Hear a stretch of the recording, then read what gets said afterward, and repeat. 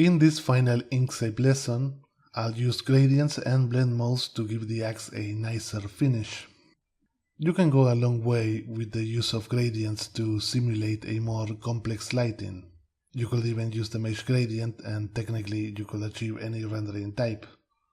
But what I'll be doing in this lesson is to show you the fundamentals of how to render an object using gradients. But you can easily apply what you're learning here to create more complex rendering. All you have to do is to spend more time with your project. I'll start by changing the color of each shape for a gradient. For these cylindrical metal forms, I want to use the linear gradient, with the same gray on both ends. Remember that by default the gradient will have one color full opacity and the other end the same color with no opacity. So always check the opacity slider first.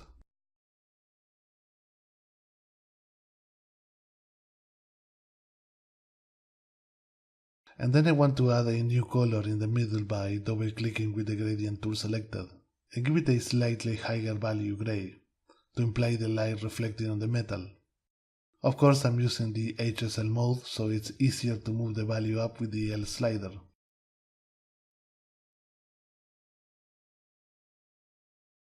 And I'm repeating the same process with all the cylindrical metallic forms.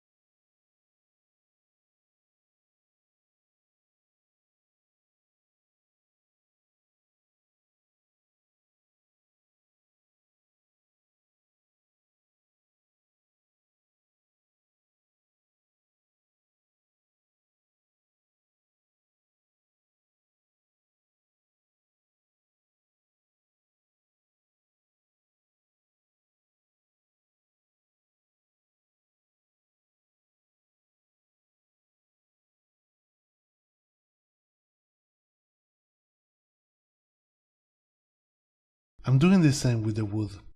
Wood reacts differently to light than metal. But since this is a very simple illustration, I just went with it.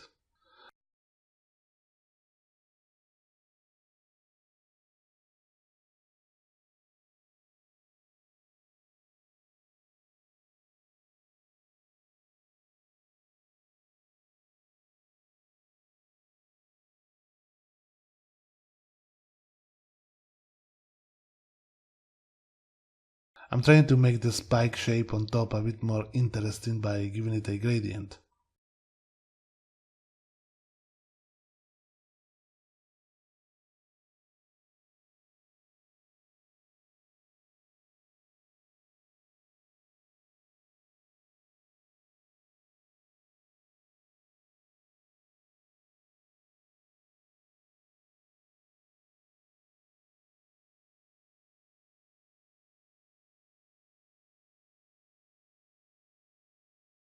I'm using a radial gradient with a highlight, leaving the end with no opacity. This way it looks like the highlight is fading. Using fading gradients with highlights is very common.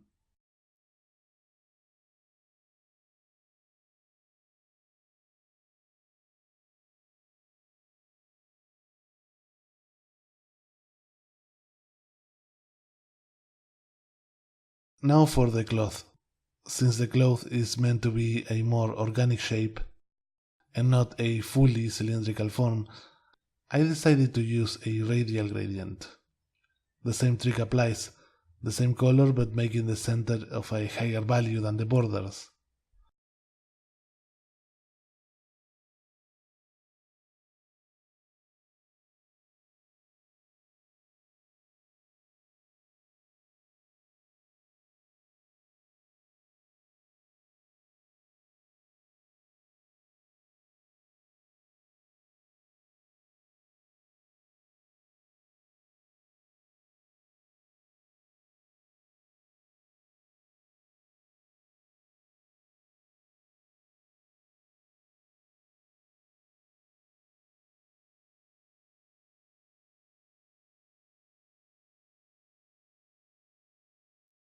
Here I'm just copying and pasting the style of the first shape, so the gradient is pasted on all closed shapes, just to save a bit of time.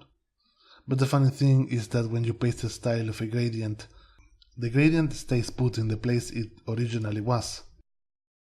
So I have to move it down to the center of every shape.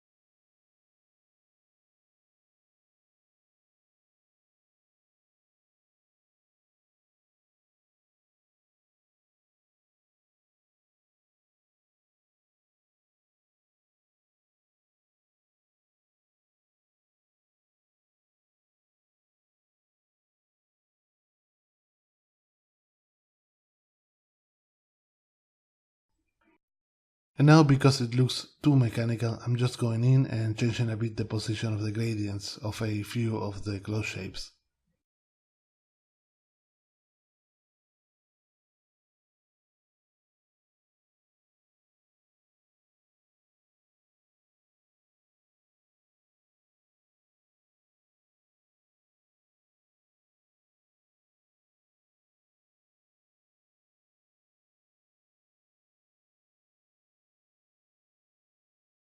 Now I'm giving the shape that I created with the bucket in the previous lesson a slightly lighter value to imply some subtle highlight. Here I realized that the highlights don't look that good with the gradients. So I opened the object dialog and set the blend mode to screen. And of course I lowered the opacity. This way the highlight reacts to the color below.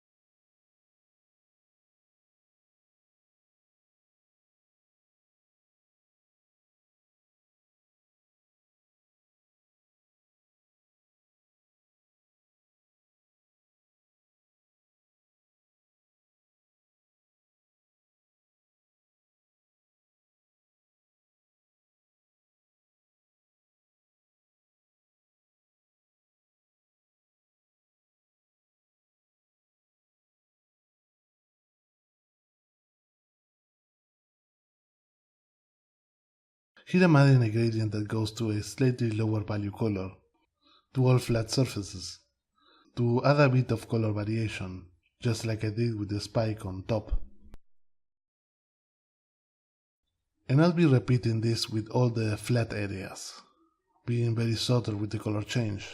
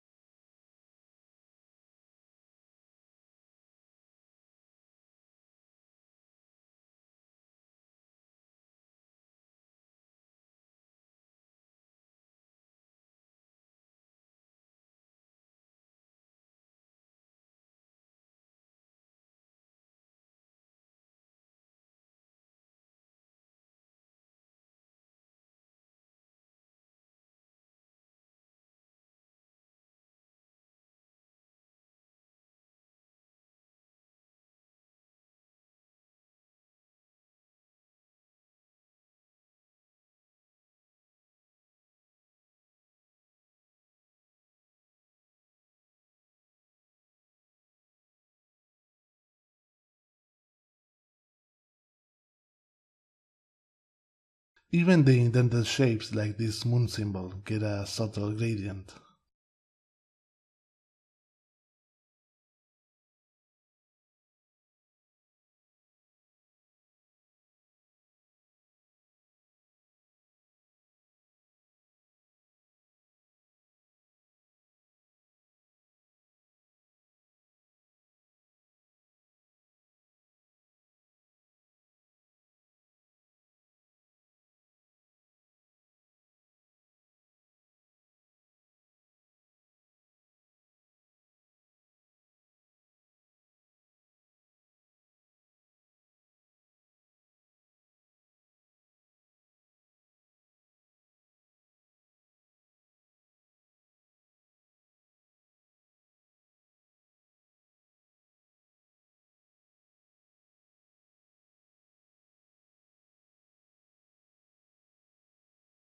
Here's a quick way to add some interest to a flat metallic shape. You can create these highlight shapes that go through the entire object. You can use straight lines or wavy lines or whatever looks good for your drawing.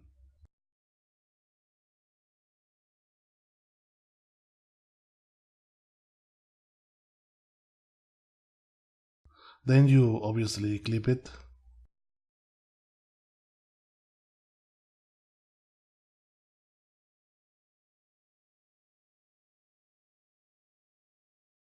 Set the color to a whitish gray. And here you do the same than with the other highlights. You go to the object dialog and set the blend mode to screen. Or if you want a different effect, search one by one the mode that looks good to you. Then lower the opacity a lot. Play around with the opacity to see what looks good for your drawing.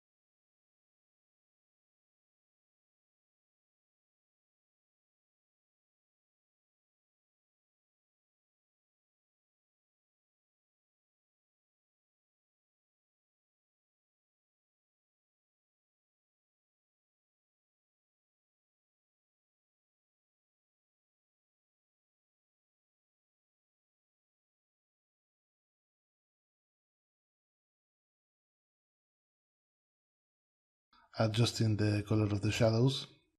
Here, because I had a shadow clip, I could easily blur them with the blur slider in the fill and stroke dialog. Sometimes subtle blur shadows give a really nice effect.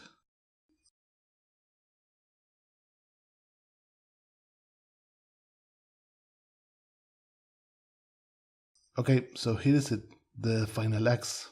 I'm sure you can imagine 1,000 things to do to improve it.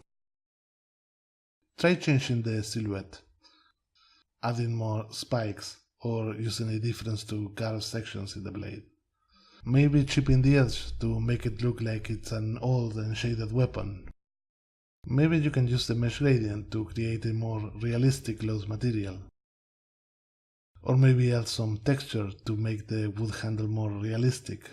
What you've seen here is the traditional workflow used to create most illustrations, using only the mouse and the most used tools.